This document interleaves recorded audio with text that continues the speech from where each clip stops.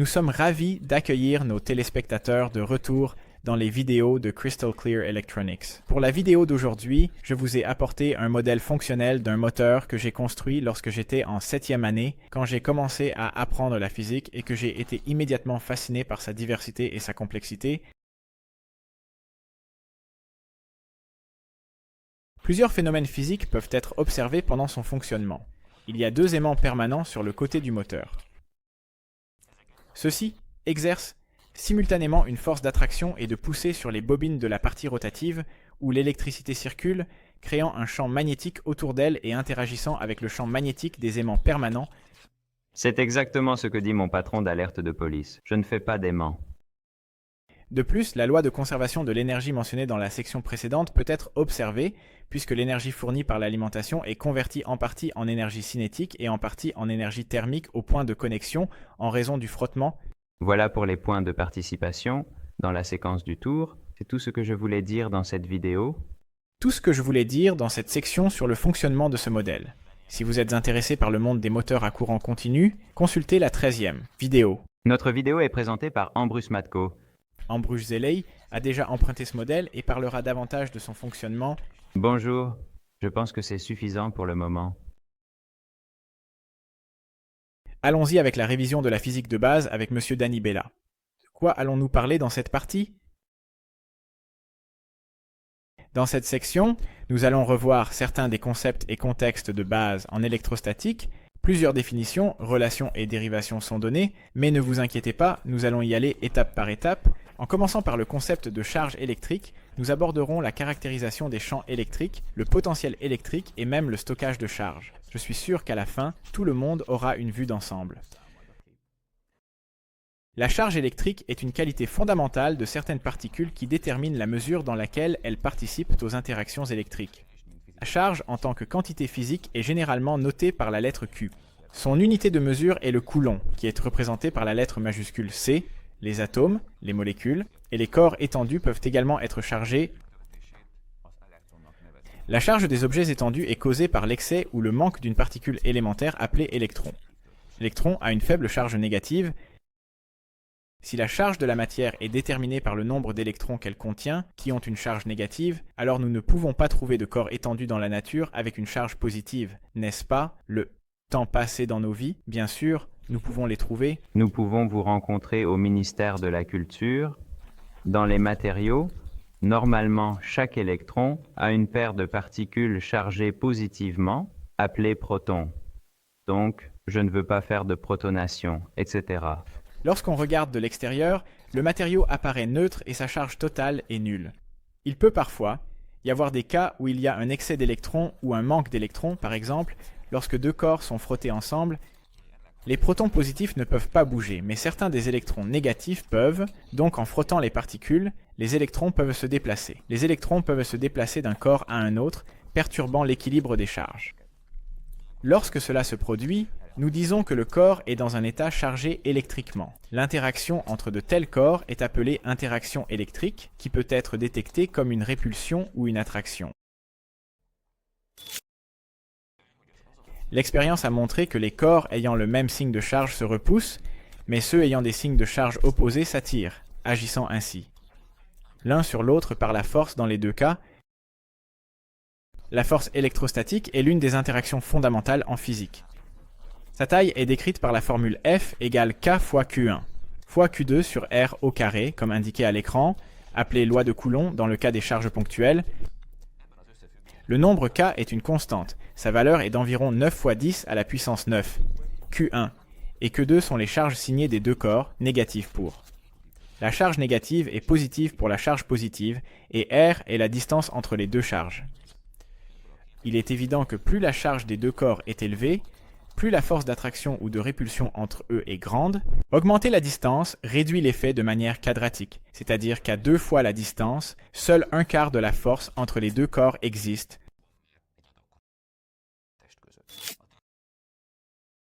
La loi stipule également que si la force de Coulomb est positive, alors c'est une force de répulsion, puisque le signe des deux charges doit être le même. Si cette force est négative, alors on parle d'un effet attractif, puisque les deux charges doivent être opposées. Cela signifie-t-il aussi que si vous déposez une charge quelque part dans l'espace, elle exercera une force sur une autre charge déposée à une distance optionnelle sans contact? Vous n'avez pas encore mentionné ce qui médit cette force. Et on se lève, et c'est ainsi qu'on arrive à un... Cette question se pose logiquement. Elle conduit à un autre concept, à savoir le champ électrique. Ce champ médit les forces entre les charges électriques. Chaque charge a son propre champ électrique, dont elle est la source. À ce stade, une autre question peut se poser. Comment pouvons-nous définir le champ électrique associé à une charge donnée? Cela nous amène au concept suivant. La force du champ électrique, qui est une mesure de l'intensité du champ électrique dans une région donnée, est cruciale pour comprendre les interactions électromagnétiques. Prenez un corps ponctuel chargé et placez-le quelque part dans l'espace, loin des autres corps, puis placez une charge positive près de lui, appelée charge d'essai, et mesurez la force qu'elle exerce. Si la force résultante est divisée par la charge d'essai, alors une quantité physique est obtenue, qui est caractéristique de ce point de l'espace. Cette quantité est appelée force du champ électrique. Elle est notée par un E majuscule et son unité de mesure est le volt par mètre. E égale F sur Q écrit. Si la formule de la force de Coulomb est substituée pour F, alors nous obtenons que la force du champ électrique est indépendante de la charge d'essai. Elle dépend uniquement de la charge du corps chargé et de la distance de la mesure. Une valeur de force de champ peut être assignée à tous les points de l'espace avec cette pensée.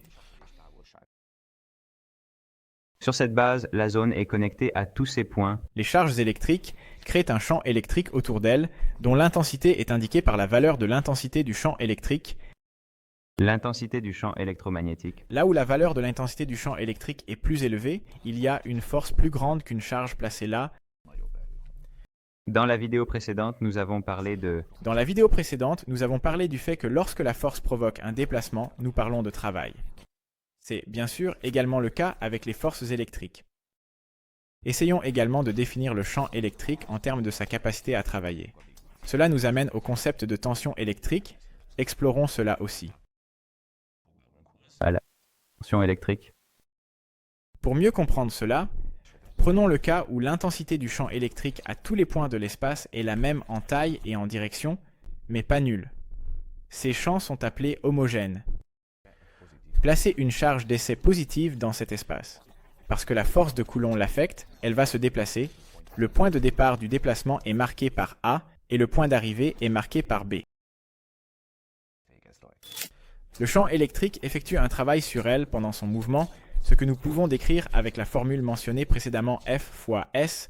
Si nous substituons la force par l'intensité du champ électrique définie par F égale E fois Q, nous obtenons la formule suivante, WAB égale F fois S égale E fois Q fois SAB. On peut voir que le travail effectué est directement proportionnel à la taille de la charge d'essai Q, à l'intensité du champ électrique E et au déplacement capital SAB. C'est également vrai si le champ électrique n'est pas constant dans l'espace. Si vous voulez obtenir une quantité qui vous donne la capacité de produire du travail à un point particulier dans l'espace, alors elle doit être indépendante de la charge d'essai. En divisant le travail par la charge d'essai, nous obtenons ce montant. Son nom est tension électrique, elle est notée par la lettre majuscule U et son unité de mesure est le volt. En termes mathématiques, la tension mesurée entre les points A et B peut être donnée par le travail effectué par le champ électrique divisé par la charge d'essai. En substituant la formule précédente et en effectuant la simplification, nous obtenons que la valeur de la tension sera proportionnelle à l'intensité du champ et à la quantité de déplacement. Sur la base de ce qui précède, la tension ne peut être interprétée qu'entre deux points. Si nous convenons d'un point 0, alors toutes les autres tensions sont comprises par rapport à ce point. Et dans les circuits électriques, le point 0 est la Terre, souvent simplement noté G et D pour abréger.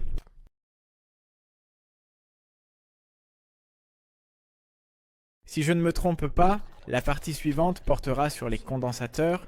En guise de démonstration, je vous ai apporté des condensateurs de différentes capacités et conçus pour différentes tensions. Ils diffèrent également par leur taille, allant de la taille de mon doigt jusqu'à 1,05, qui sont difficiles à voir à l'œil nu. Avant la vidéo, j'ai démonté le boîtier de l'un de ces condensateurs électrolytiques afin que les spectateurs puissent voir que nous parlons d'un condensateur à plaque parallèle enroulé dans le cylindre. Je pensais que ce serait intéressant de les montrer dans la vidéo. Pouvez-vous nous en dire plus à leur sujet? Ce qui est comme un pendule? Je pensais que ce serait spectaculaire. Oui, c'est génial. Dans la vidéo, voudriez-vous nous en dire quelques mots? Eh bien, commençons par le fait que... Commençons par expliquer ce que sont les condensateurs, bien que vous ayez déjà mentionné quelques détails. Le condensateur est un dispositif permettant d'accumuler une charge électrique. De nombreux types sont fabriqués. La différence peut résider dans la tension, la capacité et aussi dans les tailles, comme montré. La capacité et les valeurs de capacité sont différentes, mais il y a aussi des différences de taille. Un exemple simple de cela est... Le plus simple est le soi-disant condensateur à plaque, qui a une plaque métallique double face et un matériau isolant, par exemple l'air, entre elles. Deux éléments parallèles l'un à l'autre, les armes et leur existence. La qualité du matériau isolant, la distance et la taille des plaques métalliques affectent la capacité des condensateurs, qui est l'une des qualités les plus importantes, car elle nous montre combien de tension peut être stockée dans le condensateur, et la valeur des condensateurs sera certainement affectée les uns par les autres, ce qui est l'une des principales propriétés.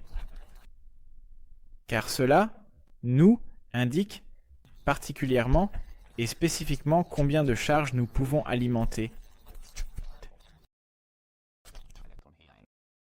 Si nous étions capables de mesurer le niveau de charge des plaques du condensateur pendant la charge, nous constaterions que la charge mesurée est directement proportionnelle à la tension entre les plaques. En d'autres termes, si vous connectez une tension 2 fois plus élevée au condensateur, alors cela doublera la charge sur les plaques. La proportionnalité entre les deux quantités et la capacité, son symbole est un C majuscule, et ses unités de mesure sont les farads avec un F majuscule, écrit mathématiquement Q égale C fois U, où la quantité de charge est représentée par Q. La capacité montre la capacité de stockage de charge du condensateur. Plus la capacité du condensateur est élevée, plus la charge peut être stockée à la même tension. Je vais certainement peut-être emprunter un condensateur. Lorsque le condensateur est chargé, il stocke de l'énergie. Lorsqu'un condensateur se charge et que ses plaques sont soudainement court-circuitées avec un fil, nous constatons que le conducteur chauffe. Cela signifie que l'énergie du fil a augmenté, ce qui ne peut provenir que du condensateur. Merci Bella pour la répétition. Maintenant, nous devons dire au revoir pour un court moment. Restez à l'écoute pour le prochain épisode, où nous allons parler du courant électrique et de certains effets intéressants. Au revoir.